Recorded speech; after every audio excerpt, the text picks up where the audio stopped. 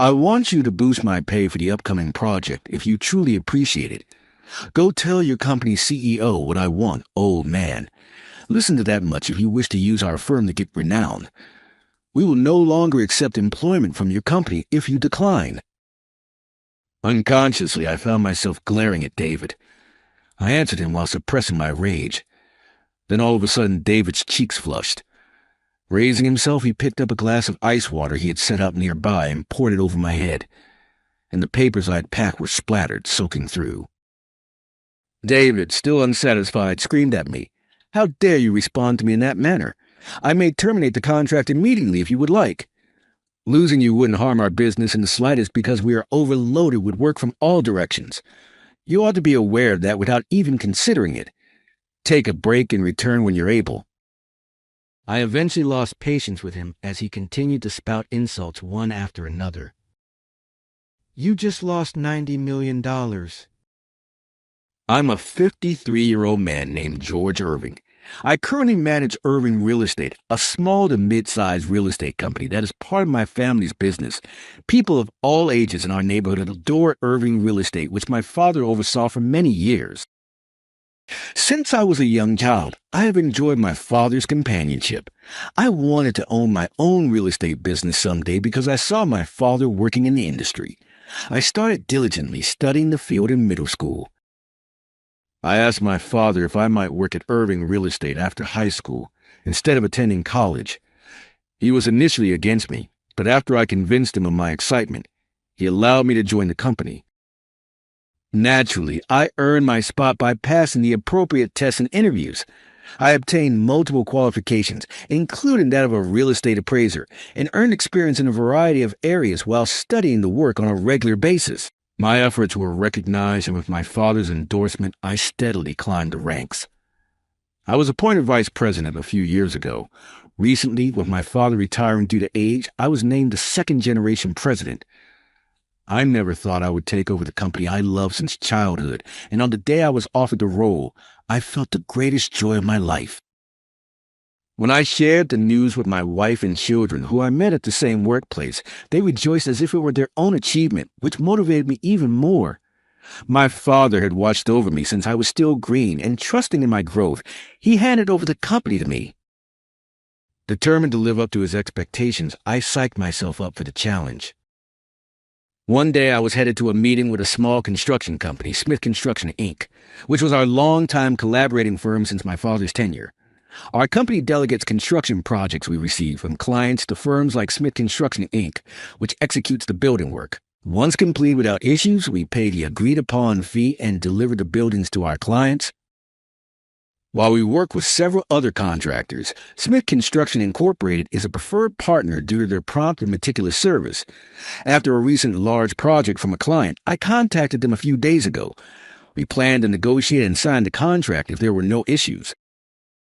I arrived at Smith Construction, Inc., and was shown to the reception room. Arriving quite early, I headed to the restroom before meeting with the president.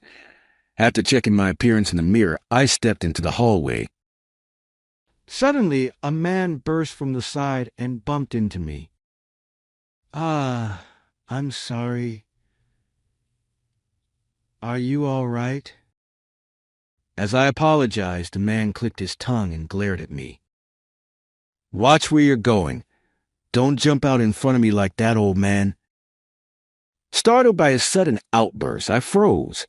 Slowly recognizing his face, I realized he was David, the newly appointed second-generation president of Smith Construction, Inc., who had just taken over a few days ago after being the executive vice president. I had seen him once before, but had hardly spoken.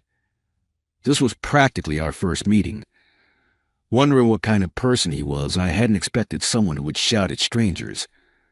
I apologized again, and he stormed off down the hallway, seemingly headed for the meeting room. I followed at a distance. Then, bumping into another employee, he erupted again. "Watch where you're going, you bottom feeder. Everyone's bumping into me. I'm in a bad mood. Move aside when I'm walking." After venting, David briskly walked away. Feeling uncomfortable yet concerned for the berated employee, I followed from a distance. Entering the previously mentioned reception room, David was already seated with other staff members. Noticing me, he glared sharply again. Huh? Isn't that the old man from earlier? This isn't a place for low-lives like you. David gestured dismissively with the back of his hand as if to shoo me away. I was dumbfounded, but since the employees around him only panicked and offered no help, I managed to regain my composure on my own and introduced myself. Nice to meet you. I'm George Irving. I represent Irving Real Estate, your counterpart for today's deal. Thank you for your valuable time today. As I reached to hand out my business card, David rejected it. What? You're an employee from the other party? I don't need your card. It's just a nuisance. Just hearing your name is enough. You surely know my name, right? Let's get the deal started. David, while leaning back, tapped his foot impatiently, signaling his irritation. He seemed to have mistaken me for just an employee, but it wasn't inconvenient for me, so I decided not to correct him and not worry about it. Reluctantly, I put the business card back and sat down at the prepared seat to start the deal. Just as I was about to begin discussing, it happened. You're just a regular employee, right? Why would they send an old employee like you to have a discussion with me? You look unkempt and, frankly, not very sharp. Actually, you bumped into me without thinking earlier, right? Does your company even care about doing business? Out of nowhere, David began to insult me personally.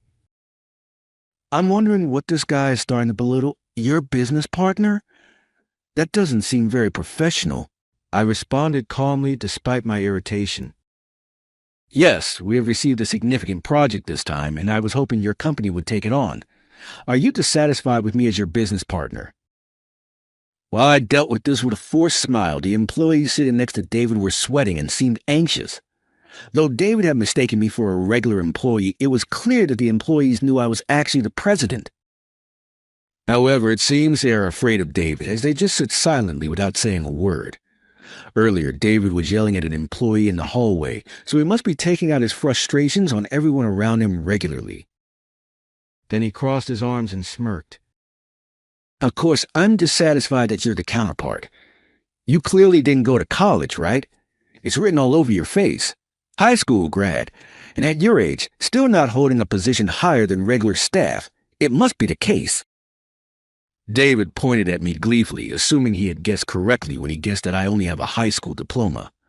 I instinctively touched my face to check if high school graduate was written on it. He misunderstood my gesture and began to laugh loudly, thinking he had guessed everything correctly. While he was right about the high school part, he was completely wrong about the job position. I thought about correcting him, but hesitated to announce myself as the president outright and decided to ignore it. Then David started commenting on my company. Your company might be well known locally, but nationally it's insignificant, right?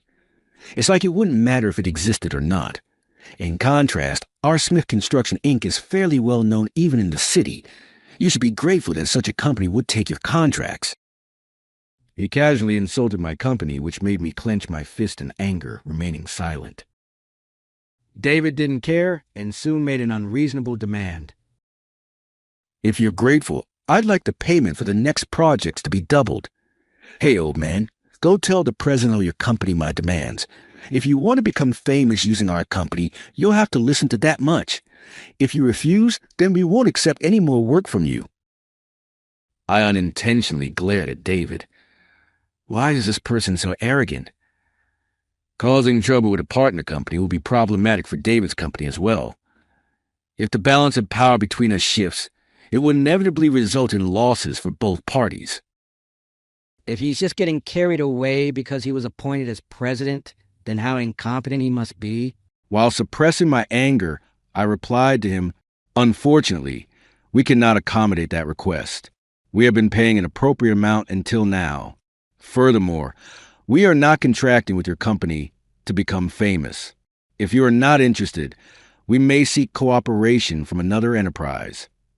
Suddenly, David's face turned red with anger. He stood up, grabbed a glass of ice water from his desk, and threw it over my head.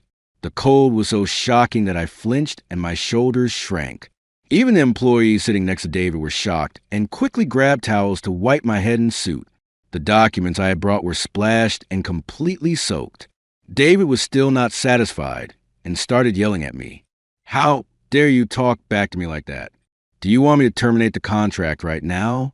Our company has jobs coming in from every direction, so losing one won't hurt us at all. You should understand that without thinking. Incompetence like you should cool off and come back when you're ready." He kept spewing insults nonstop, and finally, my patience ran out. "You just lost a $90 million deal." I muttered. The employees who were wiping the table, and my suit suddenly turned pale. Confused, David asked, "What?" I then clearly explained to him. "Because of your behavior and what you've set up to now, your company just lost a $90 million deal that was supposed to be finalized today." "What?" David looked stunned. In fact, the discussion I was supposed to have today was about a project far larger than anything we had contracted before. It involved the construction of a large-scale mixed-use commercial facility. A mixed-use commercial facility includes dining and entertainment venues, shopping centers, office buildings, and, depending on the size, residential buildings might also be built. This particular project was a special request from a local government entity, and in terms of scale, it was about the size of several large home facilities. Besides the mentioned facilities, the plan included educational institutions, elder care facilities, and even a large forest park. Due to the extraordinary scale, my father, who was then the president, and I reached out to various partnering companies, and we decided to co-construct with a contract value of $90 million per slot. We discussed with the partnering companies we approached and agreed that $90 million was a fitting reward for each. Everyone agreed immediately, so only one slot was left for other potential partners. I had initially thought of signing it to Smith Construction Incorporated, but unfortunately, with David acting like this, I doubted they could handle it perfectly. Feeling it would be a waste of money, I decided to act as if this negotiation never happened. A $90 million project? I was informed about that. David banged his fist on the table with a loud thump. Was informed? Of course not, because I hadn't spoken about it yet, David. When I tried to start the deal, you interrupted and started insulting me. Since then, you continuously insulted me and my company without tiring. How could we possibly discuss the deal under such circumstances? Unable to say anything, David just groaned in frustration, but he quickly started to argue back. "You're saying you canceled the $90 million deal? Don't make me laugh. A regular employee like you couldn't possibly have that authority. It's your company's president who decides to cancel deals.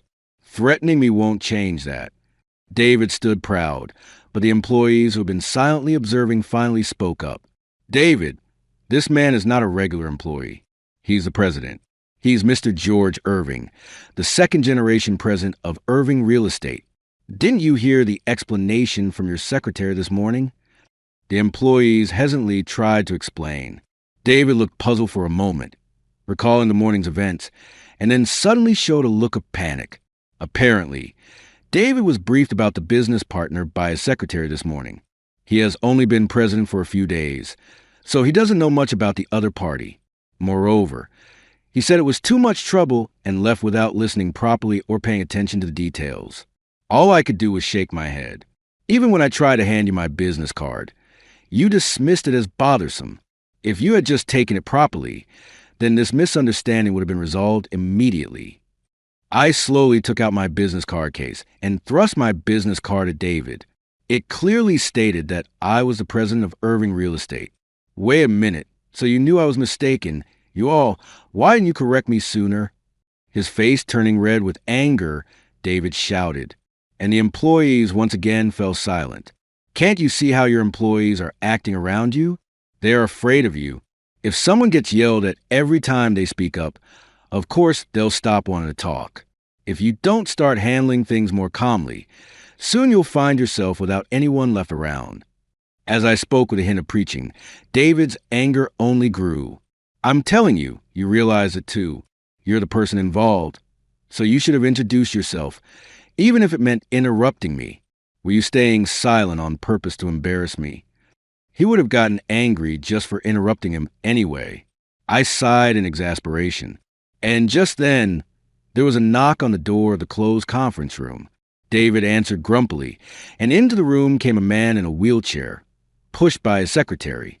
It was Kevin Smith, the president from Smith Construction, Inc. Sorry about that. Were you in the middle of a deal? I was supposed to arrive a bit earlier. David and I were both taken aback. Kevin, the president, what are you doing here today? Weren't you supposed to be in the hospital? Actually, I got permission to go out today after discussing it with my doctor. My doctor is quite stubborn, and it was hard to get permission. As the two of them talked casually, I stood there clueless about the whole situation. Kevin then explained the situation to me. Apparently, Kevin had been involved in a traffic accident a few weeks ago and had been receiving treatment in the hospital. The sudden incident caused chaos within the company.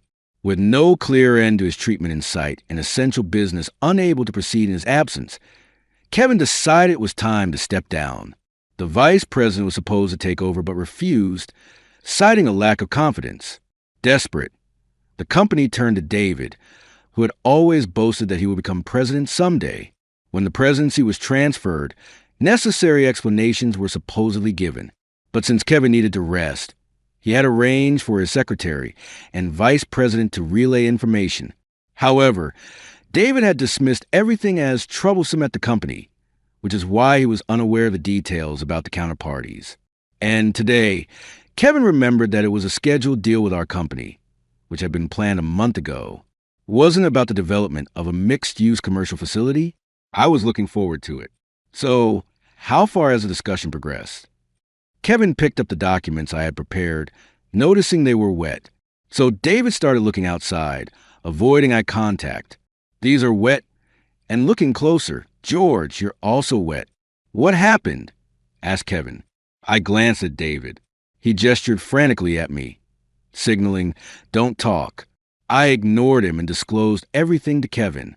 I explained how I had been verbally abused right from the start, how David had interrupted the deal to berate me, and how he had ultimately thrown ice water over my head. Kevin's calm demeanor suddenly turned furious. David, what is the meaning of this? Is what he's saying true? As David started to panic and make excuses. No way that's true. I'm the president. Why would the top of the company do something so terrible? It seems he's aware that what he did was wrong. If he knows it and still does it, that's really bad. While David frantically claimed his innocence, Kevin appeared thoughtful. This could lead to them thinking my statements were false. Just as I was about to plead further, the previously silent employee spoke up. Everything George is saying is true. We saw everything. The spilled water is proof. It's not just George. All of us employees have been subjected to unreasonable treatment by David. Incurred by my accusations, the employees started to expose the past wrongdoings of David.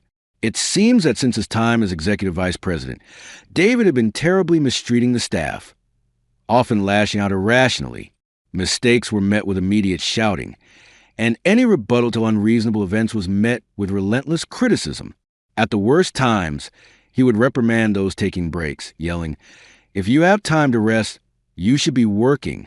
Once he became president, his outbursts of verbal abuse increased, causing the staff to become terribly frightened.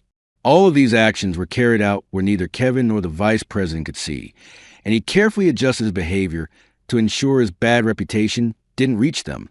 Some were even sworn to secrecy, which shocked me. Caught with no way out, David was trembling and pale. Kevin was still silently contemplating. I took this moment to express my feelings clearly to Kevin. I had no idea your company was involved in such issues. I'm glad to learn this before finalizing any contracts. Due to the trust issues it presents, I would like to void this deal. Furthermore, we will refrain from any future transactions with your company. Kevin looked up from his contemplation and deeply apologized to me. I apologized for the inconvenience caused by our David. In fact, I had heard rumors of his misconduct, but as they were few, I dismissed them as just rumors. It appeared that Kevin had been slightly aware of the rumors. However, there hadn't been any consultations, and the rumors varied widely and lacked certainty, so he didn't take any specific action. He never imagined that his decision would later cause trouble for several employees and business partners. Enraged by the situation, Kevin said he had recently been informed of David's behavior by the vice president and his secretary and was becoming increasingly concerned. I knew David had a tendency to get carried away, but this incident really brought out his worst side. I take this matter very seriously and will discuss with the board to decide on a proper punishment.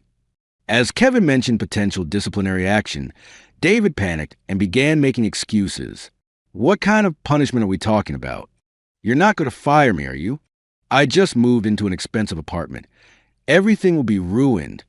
Exasperated by his selfish remarks, Kevin exploded in anger. Don't joke around. Your actions have cost us a valued client. Don't think getting fired is the only consequence. Be prepared. Startled by the sudden outburst, David froze in fear.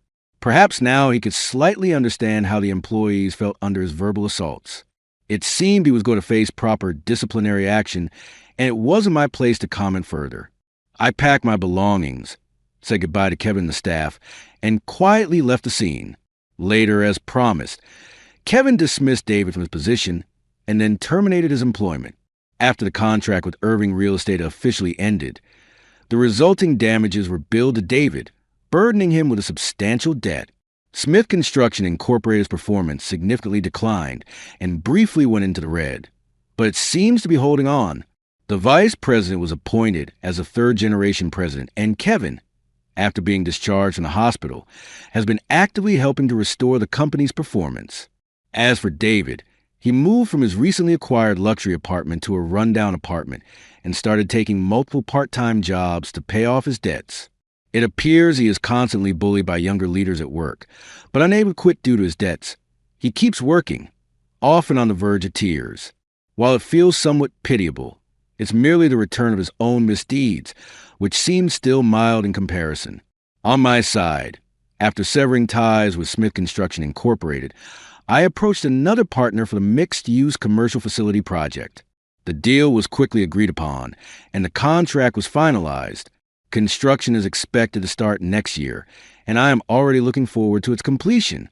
This ordeal has prompted me to review our partners and select only those truly reliable. Additionally, I've installed a suggestion box in the company, allowing employees to voice their complaints and requests directly to me, the president. Thanks to this, I can hear employee opinions firsthand, which helps in addressing issues more effectively. Ironically, this improvement might be credited to David. Moving forward, I am committed to ensuring Irving Real Estate continues to be widely loved by the community and our employees. Someday, I hope to grow the company further before my child takes over. Today, I psych myself up and energetically open the front door of my house.